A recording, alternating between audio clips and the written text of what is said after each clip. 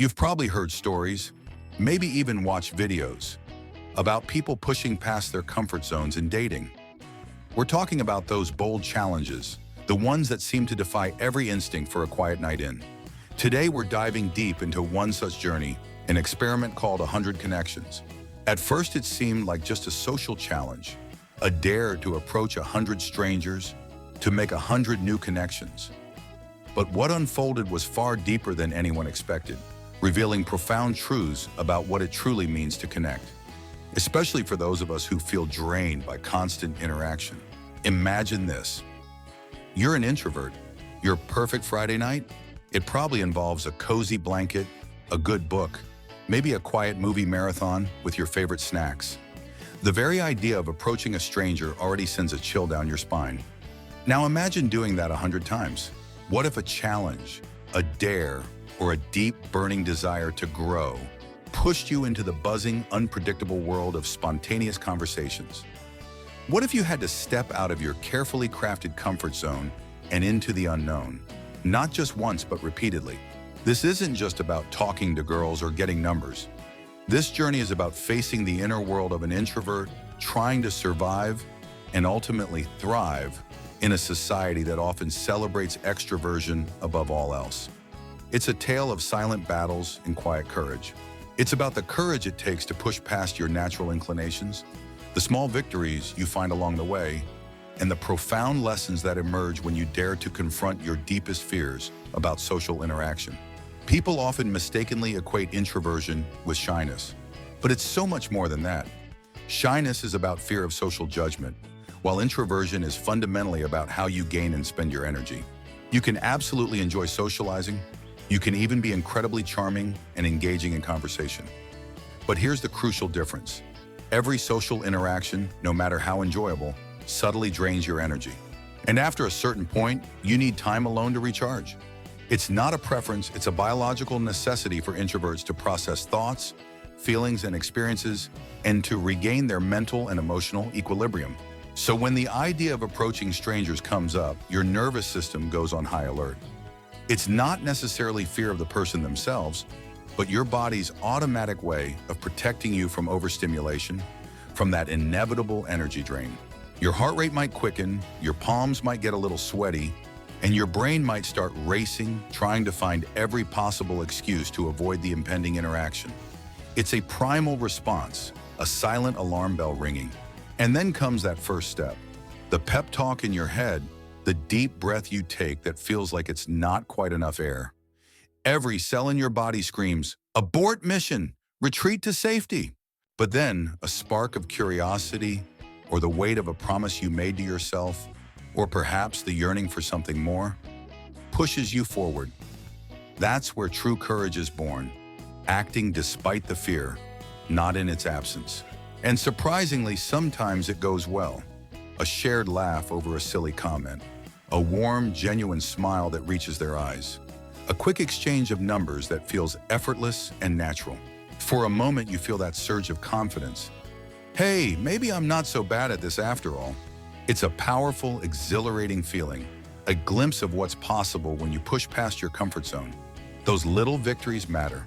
They're like tiny keys unlocking new doors, showing you that connection is possible, even for you, the quiet observer, the one who usually prefers to watch from the sidelines. Each successful interaction builds a tiny bit of momentum, a small piece of evidence that your fears aren't always accurate, that your assumptions about social interaction might be holding you back more than reality itself. But soon reality hits. Hard. Every single conversation, every new person you approach, takes energy. And for an introvert, that energy isn't limitless. It's a precious resource that depletes with each interaction. For every smooth flowing interaction, there are 10 that feel awkward, forced, and utterly exhausting.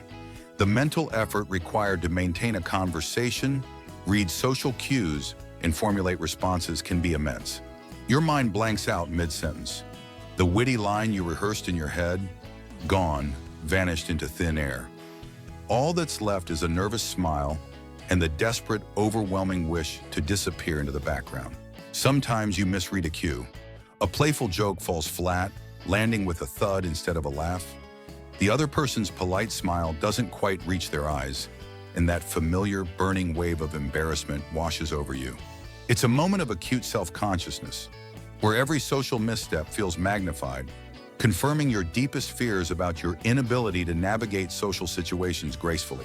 As the number of interactions piles up, the exhaustion sets in like a heavy cloak. Each new person feels like a new puzzle to solve, a new script to improvise, a new burst of energy to summon from an already depleted reserve. It's like running a marathon when you're built for short sprints. You can do the sprints beautifully, but the sustained, continuous effort of constant social engagement pushes you past your natural limits. Your body starts protesting, a tight chest, a racing heart, a persistent headache. All you long for is to vanish into the background, to find a quiet corner where you can simply exist without the pressure to perform. You're running on empty, relying on sheer willpower and the dwindling hope that the next interaction will be the one that finally recharges you, only to find it drains you further. The failure isn't one big dramatic crash. It's a slow, steady drain. It's a series of tiny, tiring moments that chip away at your energy, your confidence, and your belief in your own social abilities. You start feeling like you're constantly performing. Every word, every gesture, every smile feels rehearsed, inauthentic, like you're playing a role rather than truly being yourself. And later, when you're finally alone, the mental replay begins. You scrutinize every moment. Did I say something weird? Did I mess up? Why did I laugh like that? It's mentally exhausting, an endless loop of self-doubt and overthinking. This relentless self-analysis can be more draining than the interactions themselves, preventing you from truly recharging and leaving you feeling even more depleted and disheartened. But through it all, a powerful truth emerges. Quantity doesn't create quality. Chasing after a high number of interactions doesn't automatically lead to genuine connection. Real connection doesn't come from performance, from perfecting a script, or from being the most charming person in the room. It comes from authenticity, from being genuinely present and open. The best conversations aren't scripted. They grow naturally, organically, from genuine curiosity about the other person, from being fully present in the moment, even if it's a little awkward at times. That vulnerability, that willingness to be a little imperfect, a little unpolished, it's actually incredibly endearing. It shows you're human, and that's what truly resonates with people. The real lesson of the 100 Connections journey isn't about getting 100 numbers or making 100 friends. It's about understanding yourself, your limits, your rhythm, your unique introverted nature. It's about finding ways to connect that honor your introverted nature instead of constantly fighting against it. It's about working with your energy, not depleting it. For introverts, dating isn't about being the loudest, most flamboyant person in the room. It's about finding spaces where you can simply be yourself, where your quiet presence is valued, not overlooked. So how can you navigate the dating world without burning out? How can you find meaningful connections that genuinely light you up rather than draining you dry? Here are some insights. 1. Choose your environments wisely. Opt for quieter, more intimate places where real conversation can flow without shouting over loud music or competing with overwhelming stimuli. Think cozy coffee shops, serene art galleries, or small group events focused on shared interests. These settings naturally encourage deeper, more focused interactions. 2. Prepare lightly. Have a few open-ended questions ready in your back pocket, but don't overscript. The goal isn't to perform, but to guide the conversation gently. Ask about their passions, their experiences, their dreams. These types of questions invite genuine sharing and reveal deeper insights into a person's character. 3. Listen deeply. This is your superpower as an introvert. Use your natural curiosity and empathy to truly hear what the other person is saying, not just waiting for your turn to speak. People feel it when you genuinely care, when you're truly present. This deep listening builds trust and fosters a sense of real connection far more effectively than any dazzling monologue. 4. Manage your energy ruthlessly. Don't stack social events back to back. Schedule intentional downtime to recharge after interactions. Guilt-free. Treat your energy like a precious resource, because it is. Prioritize your well-being, knowing that a recharged you is a more authentic and engaging you. Be gently vulnerable.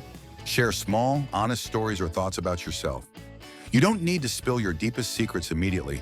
but genuine openness builds trust and intimacy. Authenticity is magnetic. When you allow yourself to be seen, even in small ways, you invite others to do the same, creating a space for deeper, more meaningful connection. 6. Embrace silence. Comfortable pauses in conversation can be just as intimate and meaningful as words. They allow for reflection, for connection on a deeper, nonverbal level. Don't feel the need to fill every gap. A shared, comfortable silence often speaks volumes about the ease and depth of a connection. 7. Find someone who gets you. The right partner won't try to fix your introversion or push you to be someone you're not. They'll value your depth, your thoughtfulness, and your calm presence. They will be your safe harbor, understanding your need for quiet and appreciating the unique gifts your introverted nature brings to the relationship. Don't fear rejection. Every no isn't a reflection of your worth. It's just one step closer to the right yes. It's data, not disaster. 9. Try online dating. It gives you time to think and express yourself thoughtfully in messages, reducing the pressure of immediate, spontaneous conversation. Celebrate progress. Every time you open up, every time you step forward, every time you try, that's growth. Acknowledge and appreciate your courage, no matter how small the step. Dating as an introvert isn't about trying to become an extrovert. It's about learning how to use your quiet strength, your deep thinking, and your authentic self to create real, lasting connection. Your depth, your empathy, your thoughtful nature. These are not weaknesses to overcome. They are your superpowers, your unique gifts that will attract the right people into your life.